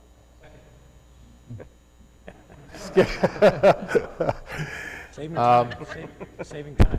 I move that the Stoughton High School Building Committee recommend that the architect, DRA, move forward with the selection of option C2A for the new Stoughton High School. There's a second to that, Rick Hill? Oh, no, not second. Any further discussion on the motion? We just want to clarify that motion a little bit. It would be good to specifically state that you would like to make that as part of the preferred schematic report for submission in December 1st. Yeah. And I have it written, but I would say, Joel, just recapping what you said, you moved to recommend the selection of option 2A as Stoughton's preferred solution for the new Stoughton High School to be included in the preferred schematic report scheduled for submission to the Mass School Building Authority on or before December 1st, 2015. That's fine. Is that your motion? No, we can keep the motion that way, but in essence, regardless of what the MSBA needs us to put in the motion, I'm talking about what the town is saying, and the town is saying, or this building committee for the town is saying, this is the option that we want to use. But the answer is yes, we'll modify the motion to just the way you said it. Okay. And that motion was seconded. Just, Rick, you'll restate your second. Great. Any further discussion? All those in favor say aye. Aye. Opposed? Aye. Oh, thank you, Maggie.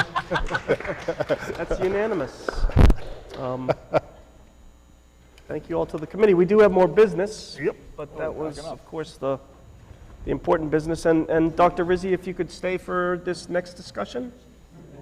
Happy to. Item 5 on the discussion is concerning SMAC studios and the superintendent, or the district offices, I should say, included within the design. And if I could pass this off back to Like Tim. 1 a.m. now. So it has, I mentioned earlier that the MSBA has those caps, and that impacts your reimbursement rate. They also have categorically ineligible space, and two parts of the program that total roughly 10,000 square feet. They total approximately, what is the breakdown, Carl, between the cable studio and the superintendent's office? It's currently in the space summary, the superintendent's office has a net square footage of 5,000 square feet, and the the cable TV studio has a net square footage of 3,500 square feet. So it's roughly 10 or 11,000 gross square feet. Is categorically ineligible. It's reflected in this math that you see here. The discussion at the working group level was the superintendent's office is currently part of the high school program and needs to either needs to be accommodated or replaced. Obviously, the cable, while some schools do find it beneficial to have the local cable access channel involved in, as part of the school, because they find there's synergies there, and they usually can work out an arrangement where sometimes it's worth it to do that. Many, it would be not eligible for reimbursement, and it's a question that this committee needs to decide whether to leave it in the program where it currently resides, or one or both of those be taken out of the program before we finalize this for submission in December.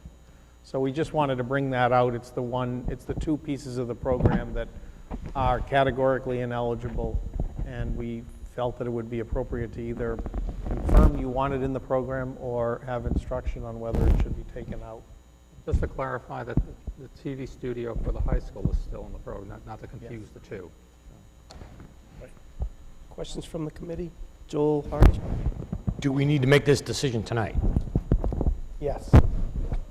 One way or the other, yeah.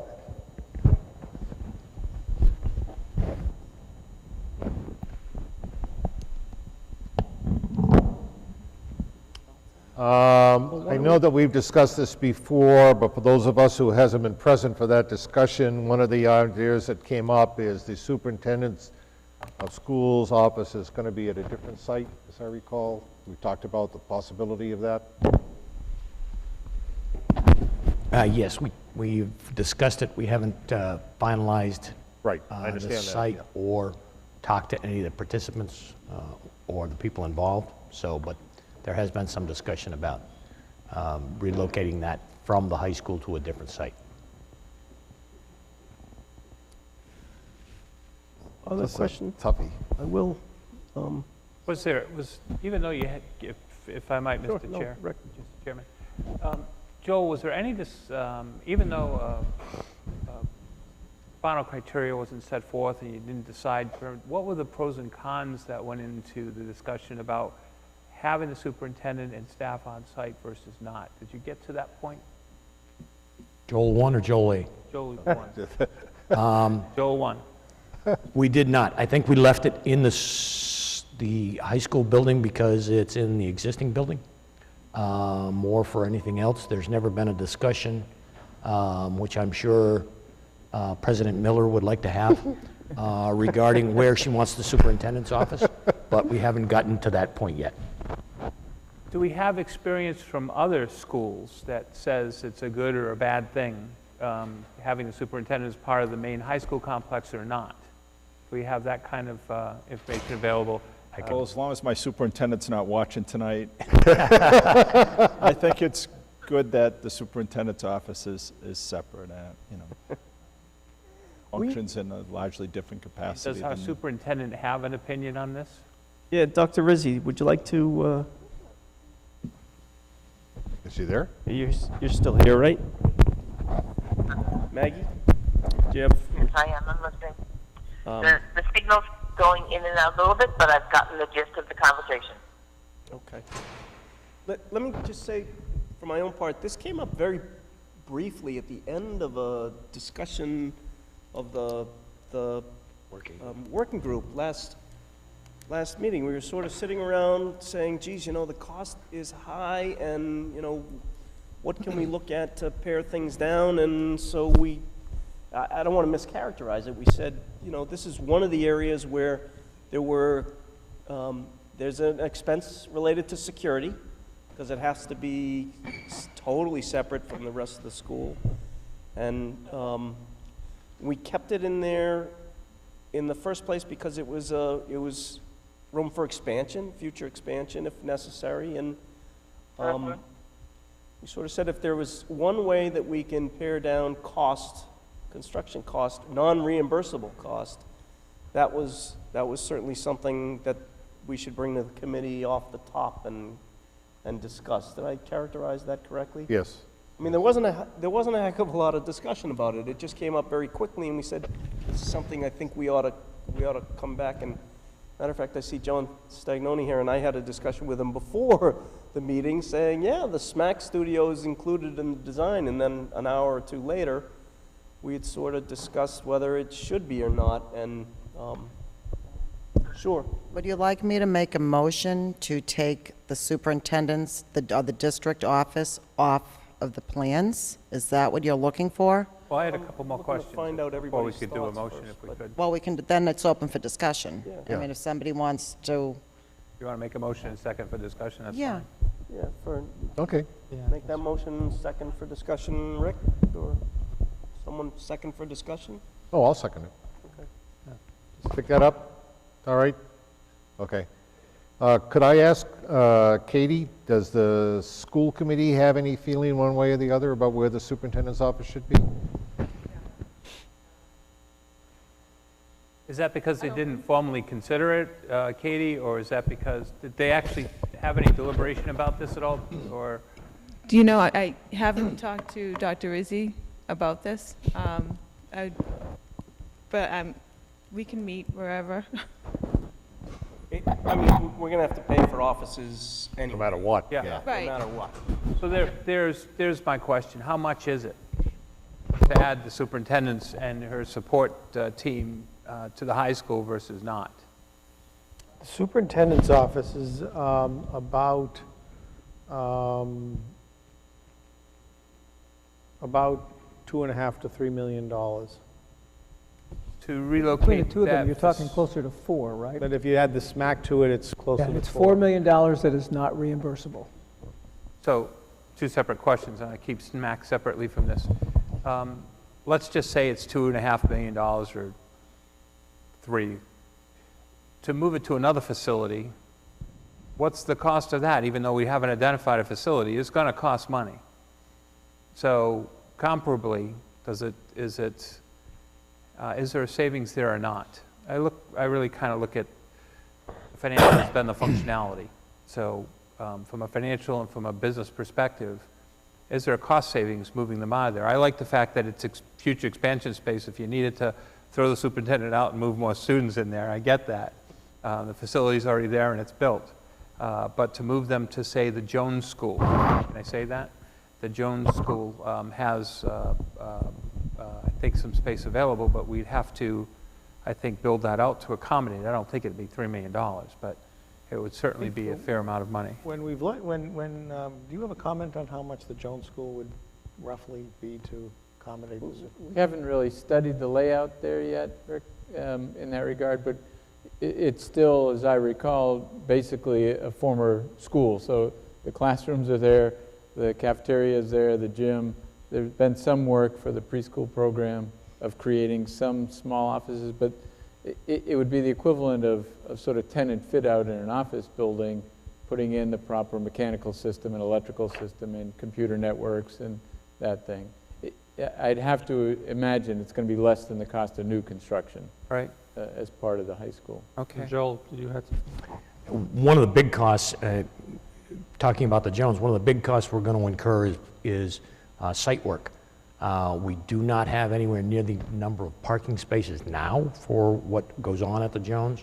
To add the administrative offices to the Jones, considering the number of people that work in the administrative offices for the school system, plus visitors, architects, OPMs coming in and out, there's going to be a considerable amount of site work that's going to have to be considered. So it could very well be that the build-out of the Jones to accommodate the administrative office comes very close to the price we're talking about here. Have you worked on other projects where they debated the same thing, and is there any insight you can give us on that? I haven't. I don't know whether you've worked on it. have. I mean, we've worked on them where they debated the cable studio. I can address that, but I don't know about the superintendent's office. Yeah, we've been involved in both, and generally the issues for or regarding the superintendent's office are what you've heard tonight, I think, in that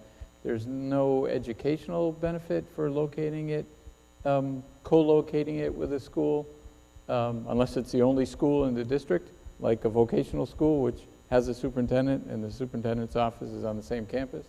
But in a town with multiple schools, generally, from an educational point of view or administrative point of view, it's generally preferred, I guess, to have it, be a standalone and not necessarily associated with any individual school. I can kind of, TJ, if it's all right, if I can come in on this one. In Sharon, when they did the addition and renovation to the middle school, part of that was the brand-new superintendent's office, because the building they were in, which was a separate building, should have been dynamited and put to the earth. And they did that. There was a significant amount of discussion on that, but it was an appropriate place to put it. Not everybody on that building committee actually agreed with it, but they ended up doing it that way.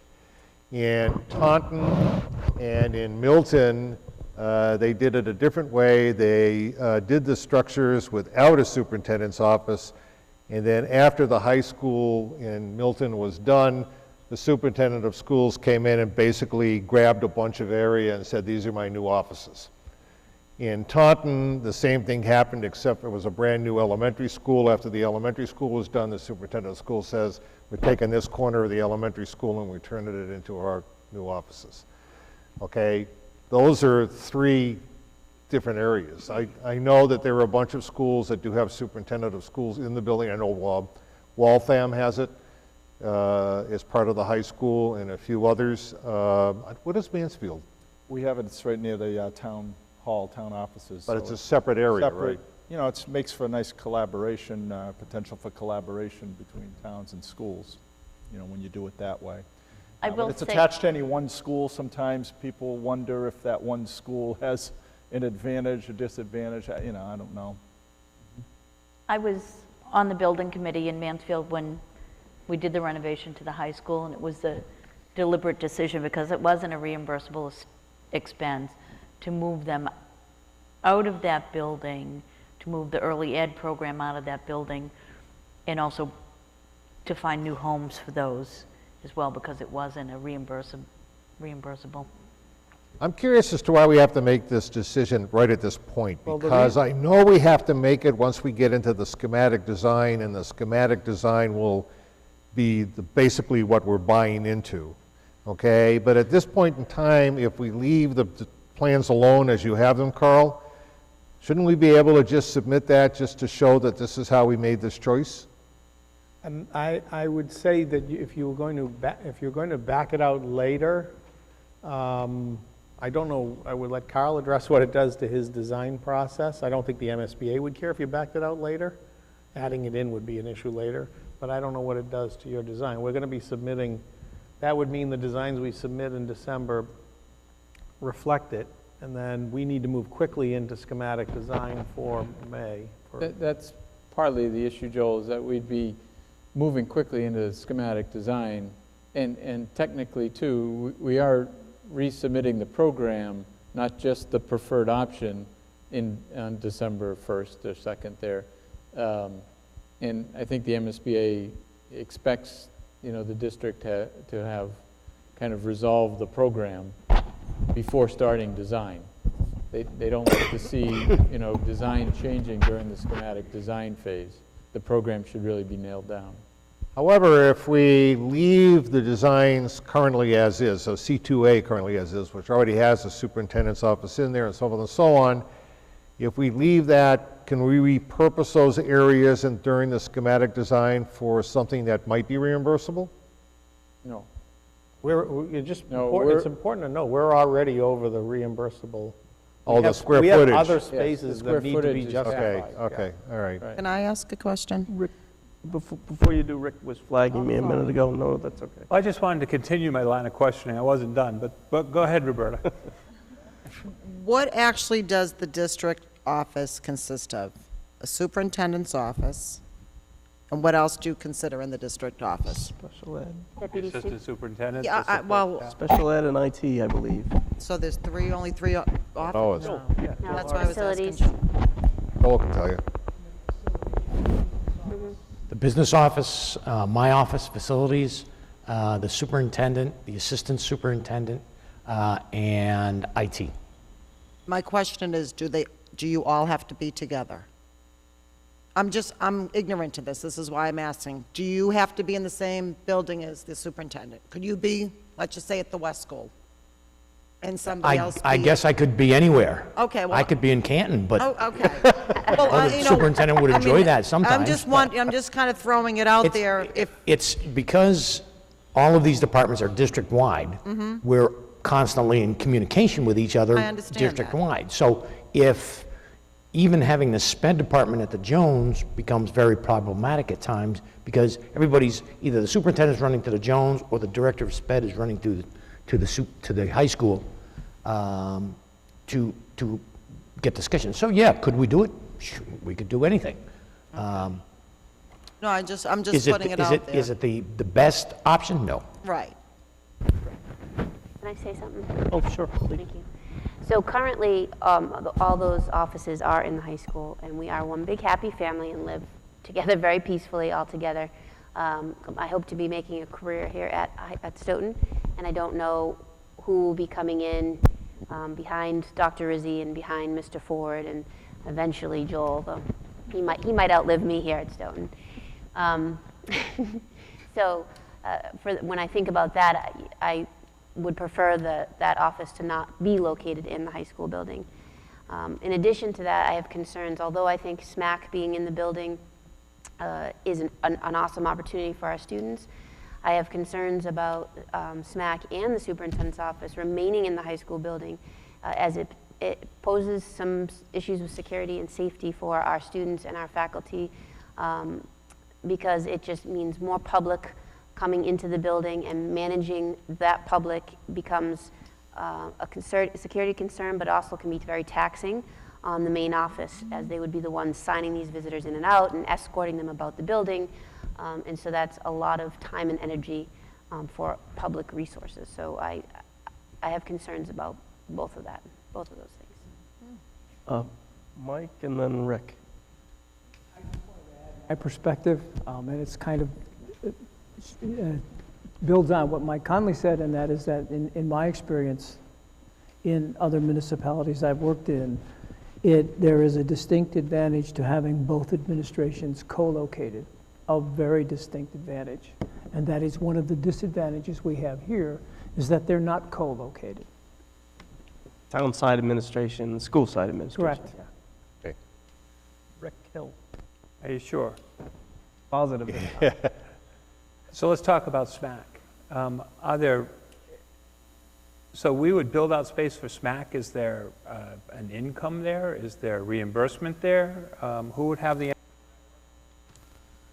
don't think we really got that far. We were sort of I touching guess on the that's edges. what concerns me about all of this. So we don't have a plan. Well, I think the concept that we've been talking about is we would leave an open space for SMAC, and then basically they would come in and hopefully build it out. But TJ's right, we haven't really come to a total agreement. I can say I've worked in two communities where the community access TV was in fact co-located in the high school, and there was a clear expectation that rent would be paid, and rent was in fact paid. Well, in that case, I'd favor it.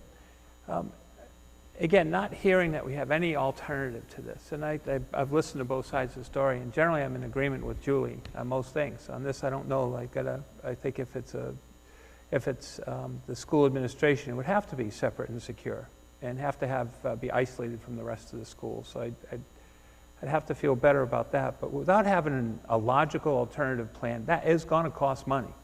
It's not going to be free to relocate the superintendent somewhere else, and it'll be an entirely another process to get that all done. And it is already a part of this process. If this motion and subsequent vote doesn't prevail, then I would make a counter motion to say that it should stay as it is, built into the high school. C2A, it's on the third floor, right? Yeah. So it would impact, I think, in terms of the main office, checking people in and out, the way it's designed. It has a separate stairwell and a separate elevator. Someone's got to greet someone at the door. That's still true, and in Sharon, in the middle school, the superintendent of schools' office is on the second floor, and anybody who has to visit the superintendent of schools has to actually check into the principal's office, main admin office, and then kind of get escorted up.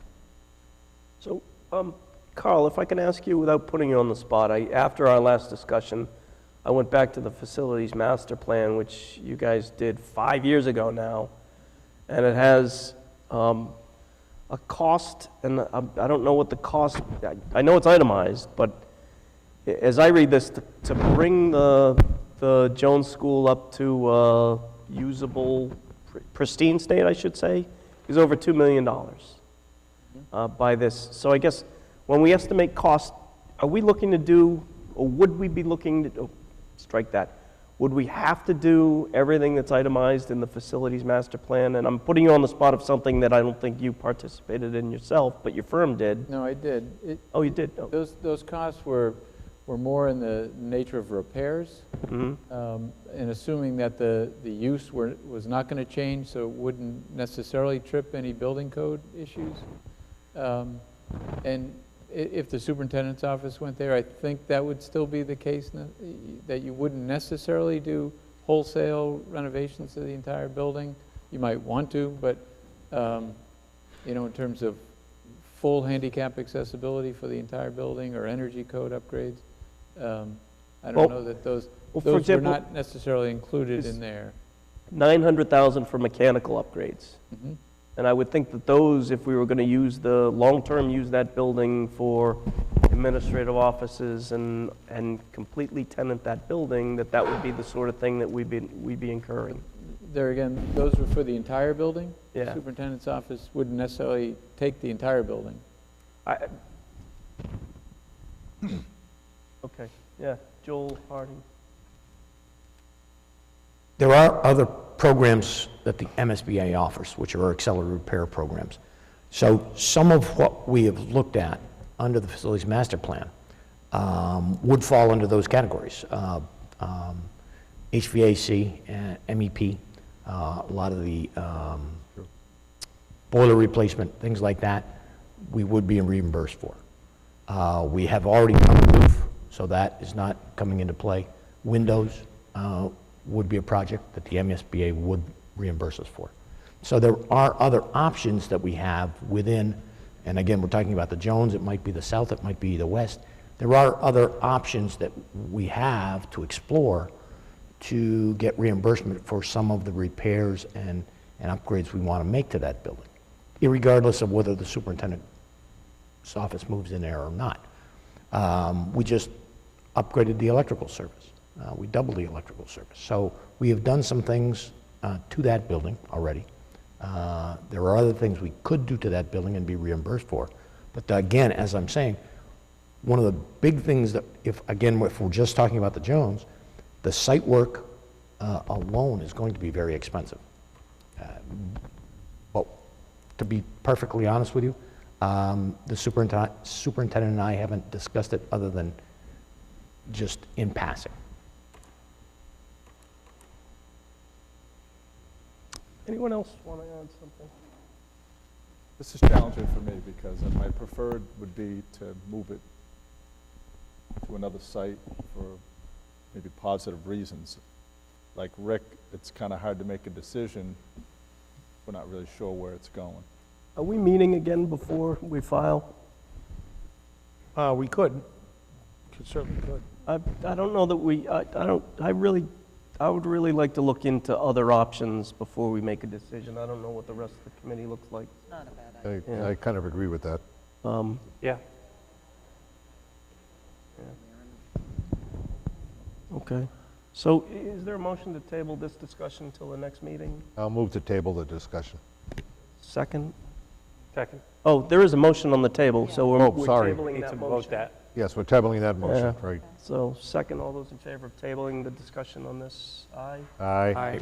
Opposed? Hey, Hola.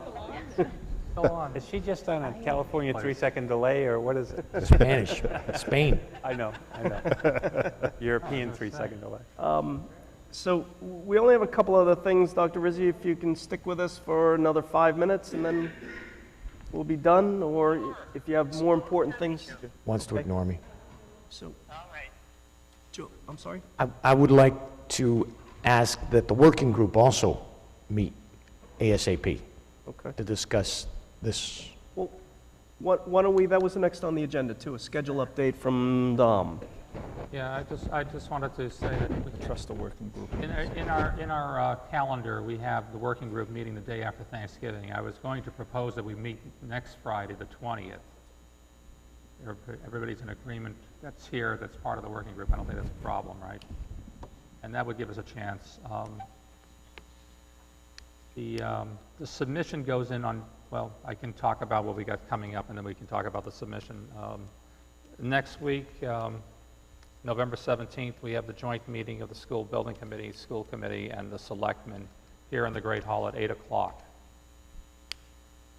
Following that, November 18th is the next day. We have a community forum in the cafeteria of the high school. We will basically be talking to Carl tomorrow, myself and Tim, present as a presentation format. I meant to ask you this beforehand, but if that's in the nature of just a presentation and not breakout groups and participation, which I think it is, we can actually do it upstairs in the auditorium, where we'll have a large screen and softer seats, if you thought that would be. We've already got flyers out everywhere. Oh. We're in the Penny Saver, thank you, Roberta. Penny Saver doesn't lie. Social media has it. Okay, we'll stick in the cafeteria then. We have no influence on And the that's where penny co- saver. We'll have That's where coffee service and, will be. That's what the coffee service is, right? You can move Okay. it from the end of the auditorium. Sorry to interrupt. So that's No, no. Wednesday. So that falls where we talked about getting together on the 20th for the working group committee. And we don't have much time after that to have a full building committee meeting, so I don't know, because December 30th is the following Monday after Thanksgiving weekend, and then we are submitting on December 2nd, so Carl needs a little heads up. So just on, Carl, I think that if we're going to move forward, including these pieces in the program, because that's the direction the committee's kind of, until it changes, I think, correct me if I'm wrong, if we meet, if the building committee, which is currently scheduled to meet on the 10th, it could be maybe move that ahead even a week, but if we met and this decision was made at that point, yes, I know we'd have already submitted to the MSBA, but as I say, I think that we could probably amend. I think it's more of a concern of your progressing schematic design. I think we can take this program out with the MSBA, and they're not going to, I know that it's not the best thing, but we can work that. But if we met on the 10th, would you be able to react to a decision on the 10th in terms of schematic design? Sure, Or should we meet a week earlier? We were anticipating meeting with the MSBA, I think it's On the the 16th. 16th of December. Right. Yeah. And that's really the point where we get a reading on whether we could progress or not into schematic. So yes, if we met prior to that on the 10th, Oh. So we if the could working group work that in. discusses it on the 20th, and then we meet on the 10th, and the building committee makes it final. Is Dr. Rizzi available on the 20th? 10th. Sorry, Joel. Oh, Say that again. You woke up just a little bit there. Are you available November 20th for a working group meeting? Yeah. Okay. Oh, Well, she's the key, so Yeah. Okay. Okay. I'm good. Then, as Carl said, then we'll have our next committee meeting. The submission will go in December 2nd. You have this piece of paper in front of you too, so you can put it in your calendars. But on December 10th, we meet as a school building committee. December 16th, we have the facilities group at the MSBA. So that's tentative, and there would either be that one or they meet again One- before the board meeting. But that one, people, so that would need to have the attendance of the superintendent and the principal and probably the chairman. And I think that's probably the main people that would have to be there at the December 16th facilities meeting. I'm going to go anyway, TJ. I was going to say, Michael's been to the others. Oh, thank you. Well, if you've been to the others, you probably should come, yeah. That one is that's a staff meeting, so it's not a public meeting, so it's, In Boston, on Broad Street, 40 Broad Street. Pardon me? I haven't gone, is it usually in the morning? Yeah. And Katie knows it well. I could swing and pick you all We'd be up surprising him. at work. yeah. You had a good time, didn't you? There you go. I just want to make sure people put it in their calendar.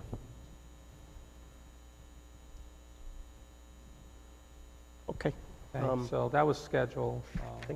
We'll meet next Friday for the working group. We'll get that discussion going, and we'll send out information to those who aren't in attendance from the committee. Anything else, TJ?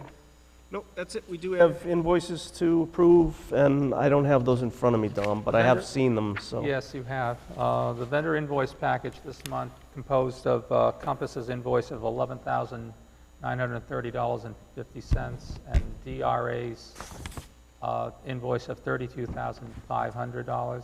The total is $44,430.50. I move to approve those invoices or recommend approval of those invoices. Second.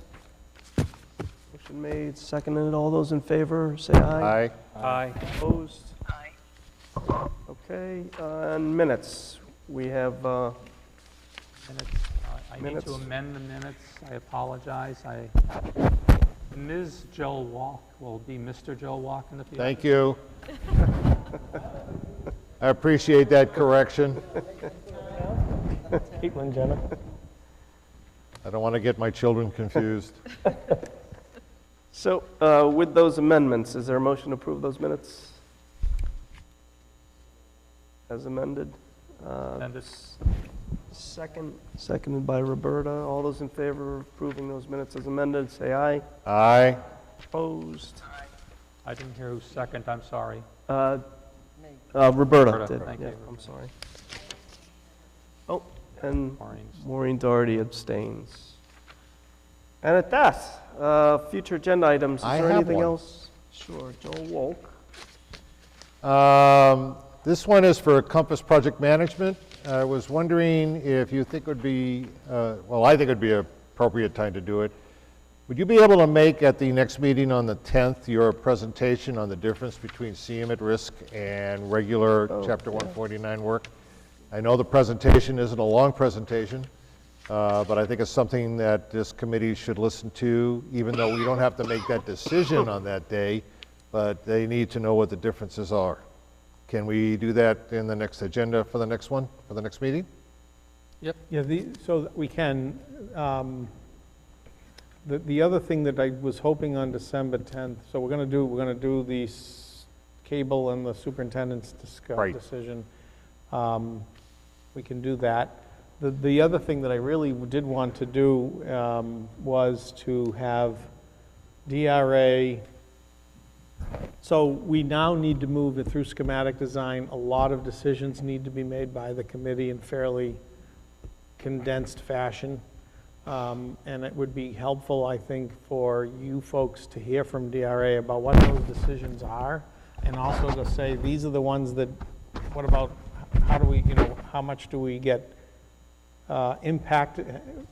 I want to make sure the committee gets their voice heard as we move very quickly through schematic design. So I I would think we need to present to you a project plan of the kinds of decisions that will need to be made and the timeframes that they'll be made. And then if you guys feel like, what about other decisions that, you're wondering where you're going to have input on, you should bring it up at that time. So on the 10th, that'll be a project plan moving through schematic design for the building committee to understand where what decisions need to be made. We may move into a more rapid meeting schedule. I don't know, that's something we need to talk to Carl about, but it's important that there'll be decisions on mechanical systems and on, at least to some extent, on how the exterior will look, and these big spaces that are very attractive and I think are going to be a really appealing part of the new school, how those start to look and what sort of program goes into them. And so those are decisions that you need to have information on before you make them, obviously, and hear presentations, but we need to move quickly to get them because they're going to be pacing very quickly into schematic design. In that regard, you making that presentation on the CM at risk, TJ, if we could put that at the end of the agenda, so if we kind of run out of time, we can move it to a different I meeting. think that makes sense, yeah. Great. And if there's nothing further, is there a motion to adjourn? Come on, brother. All those in favor of adjourning, aye? Aye. Dr. Rizzi, thank you very much. Enjoy the rest of your vacation or your trip.